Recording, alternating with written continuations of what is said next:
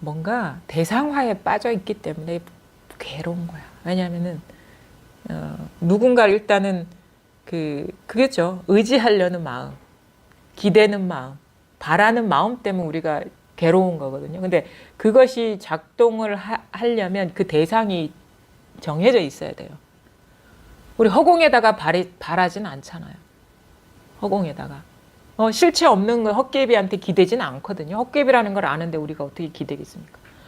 가만히 보면 만약에 뭐 가장 가까운 사람한테 의지한다. 응? 의지하는 것도 두 가지 종류가 있어요. 그러니까 그런 거 있어요. 뭔가 우리가 감정 가운데 그런 게 있거든요. 우리가 보통 화라는 감정이 있고 사랑이 이제 불교에서는 뭐라고 애착이라고 하거든요. 착이라고 해요. 애착. 근데 이게 묘한 성질이 있는데 어떤 그 둘 다가 대상을 인정하면서 그 관계 사이에서 일어나는 어떤 그 작용, 그 어떤 집착에서 발생하는 건데, 화는 뭐냐면, 화라는 감정은 어떤 대상이 있는데 그 대상에 대해서 그게 사람이 됐든 어떤 사건이 됐든 사물이 됐든 뭐 어떤 것이 됐든 그것에 대한 바라는 바가 있어. 나의 기준이 있는 것이야. 그거에 대한 기준. 근데 내가 바라는 기준에 어긋나 버리면 화가 나는 거예요. 내가 옳다고 이 사람은 이렇게 행동해야 돼. 아니면 내가 기대한 대로 이렇게 흘러가야 돼 하는 기대와 어긋나 버리면 화가 나는 거야. 화나 사실 우울도 마찬가지예요. 우울도 내 뜻대로 못 산다 이 말인 거야. 한마디로 말해서. 우리 보살님들 화병 생기고 우울증 걸리는 거는 뭐냐면 세상이 내 뜻대로 안 돌아가 이 말이거든. 한마디로 말해서. 내 생각대로 왜 안 따라주는 거야? 왜 내 뜻대로 나를 왜 이해해 주질 못하는 거야? 이거거든요. 그리고 내 뜻은 이건데 상황은 그게 뭐 사람이 누르든 환경이 누르든 그게 딱 억압해 버리니까 그 우울체가 생기고 우울감이 생기는 거예요. 그러니까 뭔가 바람이 있는 거야 거기에. 동일시가 있고 대상화가 있는 거거든요. 근데 화라는 거는 어떤 속성이 있냐면 터져나가는 속성이 있어요. 거칠죠. 우리가 확 화를 내면은 내가 화를 내는 게 보이죠. 근데 착이라는 건 잘 안 보여. 사랑이라는 거. 사랑의 감정은 그래서 물에 비유되고 화는 불에 비유된다 하거든요. 화는 솟구치는 경향이 있어서 거칠어서 잘 보이고 그래서 싸움으로 나타내고 뭐 이런 식의 막 눈에 보이고 착은 물처럼 아래로 스며들기 때문에 내가 착을 하고 있는지 그게 착이라는 게 그거죠. 의지, 심리적인 의지. 그러니까 이 사람을 붙들고 싶은 마음, 그러니까 잡고 싶은 것이 착이죠. 붙들고 싶은 거. 그게 우리는 사랑이라는 이름으로 이렇게 착하죠. 애착이라고 하죠. 불교에서는 그런 거 사랑이라는 그런 식의 우리 그 존재와 존재 사이에 그런 식의 어떤 1대1이 느끼는 그런 사랑을 뭐라고 얘기해? 분별망상이라고 얘기해. 애착이라고. 불교에서는 자비를 얘기해. 자비를 얘기하거든요. 자비라는 게 뭐냐?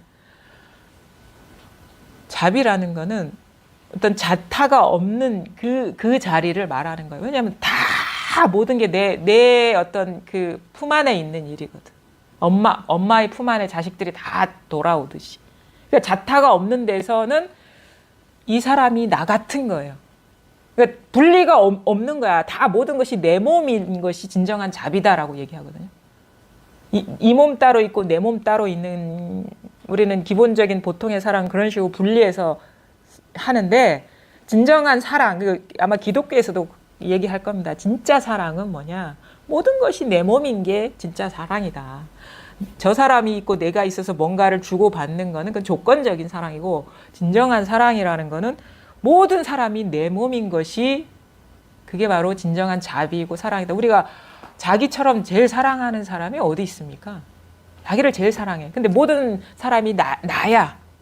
그럼 자연스럽게 걸림없이 흘러가죠. 그래서 공부를 하다 보면 사람을 예전에는 상당히 의식하게 되거든요. 다른 사람을. 저 같은 경우도 상당히 좀 그런 면이 강해서 어디 나가서 얘기도 잘 못하고 발표하고 싶은데 발표도 못하고 막 마음은 있는데 너무 의식이 되니까 타인이.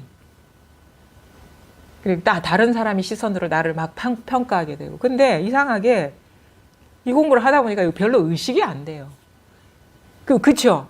이 사람이 존재감이 잘 안 느껴지는 거야. 이게 너와 나가 다르다는 분리가 별로 안 느껴지는 거예요. 그냥 그래서 막 그냥 아무 얘기도 막 그냥 솔직한 얘기도 그냥 그냥 얘기하게 되고 그게 뭐냐면 그 분리감이 이게 점점 사라진다는 거거든요. 공부가 되면 될수록 그렇게 돼요. 그래서 아주 자연스러워져요. 이 생각 저 생각 따지지 않고 그냥 나오는 대로 이렇게 반응하게 되는 그런 게 있거든요. 그래서 공부가 되면 뭐 어린아이와 같아진다 이런 식의 표현하는 게 애들은 그런 의식이 별로 없잖아요. 자연스러워지는 거예요. 근데 뭐냐 알아차리기 어려운 게 이런 착이라는 거예요. 의지하려는 막 기대려는 붙잡는 막 이거는 공부를 이렇게 그래서 이 착이 어떤 식으로 형성되느냐 우리가 의지하고 있느냐 의지하고 있지 않느냐는 쉽게 보기가 어려워요 평소에.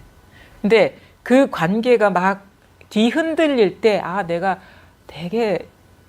그렇게 나 스스로 그렇게 안 봤는데 내가 상당히 의지하고 있었구나. 바라고 있었구나. 기대하고 있었구나라는 것이 이게 확인되거든. 그러면 그 의지하는 마음 갖고 있으면 괴로워요. 괴로워. 지옥이야.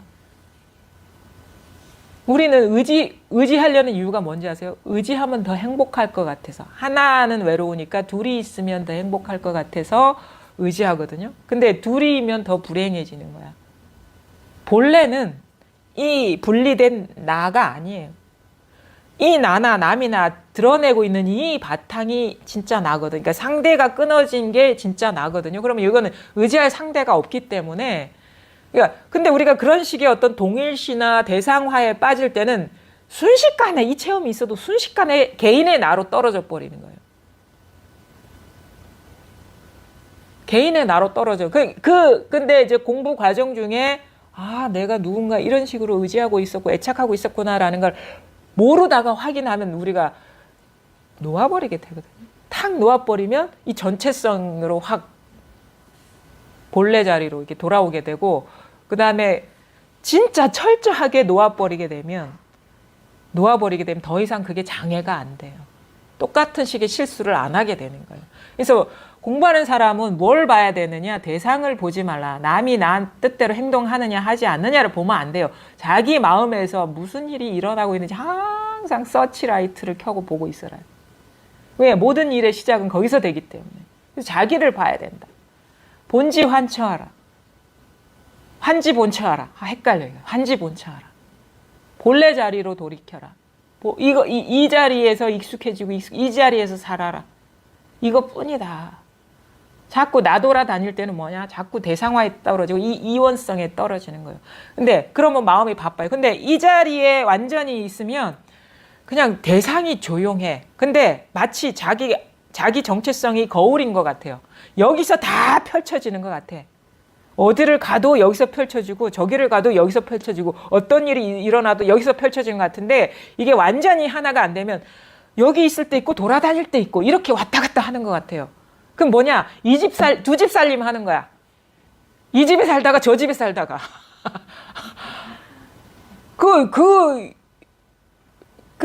가짜 집은 버려야 돼요. 새빵살이 하지 말라고. 본래 집으로 완전히 여기에 정착하라 이거예요. 그게 우리가 공부가 아직 안전하지 않을 때의 어떤 미혹이고 방황이거든요. 그러니까 익숙한데 자꾸 끌려가요. 이 몸이 나라는 그 생각에 떨어지죠.